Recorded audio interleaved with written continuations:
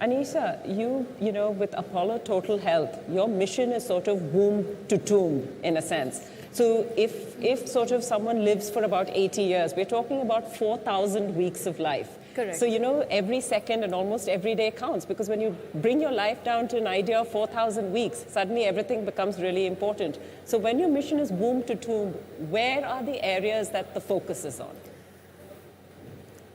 We look at an upstream approach when we talk about healthcare, and we make sure that we break the dichotomy between social well-being, institutional delivery, as well as the healthcare systems.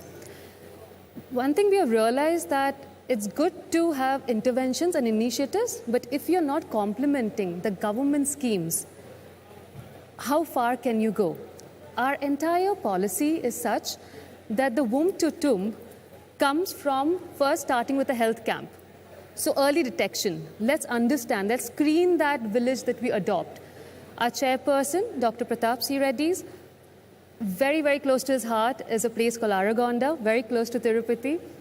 We have now explored about 5 different geographies, but if you go into Aragonda right now, we have practically screened every single person. And that health data helps us to come up with a very good data-driven interventions. And we look into both your NCDs, non-communicable diseases, and seasonal flus. And because you have the data, it's so much easier for us to set up the war rooms.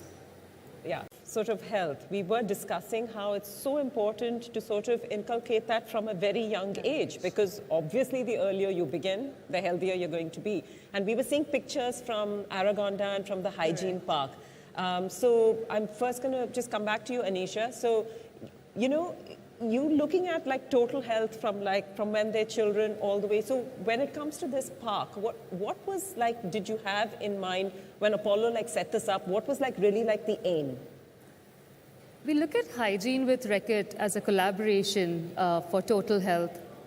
And one thing we realized, COVID also made children have a lot of social anxiety. Today, when you bring children to a park, they are not collaborative anymore. They are shy, they are introverted. So if you have to open a park, it also meant give them an opportunity to collaborate. And this play park obviously has a lot of hygiene messages that the children are the advocate for the future. They take it back home, and the family are also educated through the children, but it also gives the child in the park to collaborate with each other. So that was number one that came to mind while designing. And second is, where do we pay the play park? Initially, we thought, oh, shall we put it next to a school? You know, they'll be secured and children use the school so much. Then we realized that a child might want to go to a park, but the parents are always busy.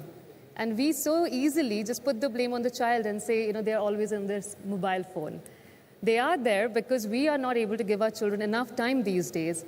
So we thought in rural India, day still starts in a temple and ends in a temple. So we strategically found this space which was between 2 temples which are used by everybody in Aragonda. And the parents now bring the child in there, they go to the temple, the child then comes, plays, and it's a holistic approach towards the child. And we have a lot of cute signages all over Aragonda. So the child is also nagging to the parent at the bus stop that I want to go to the play park right now. So we saw that, and that was very exciting. And of course, our chairperson was really gracious to give us that space and come up with this play park.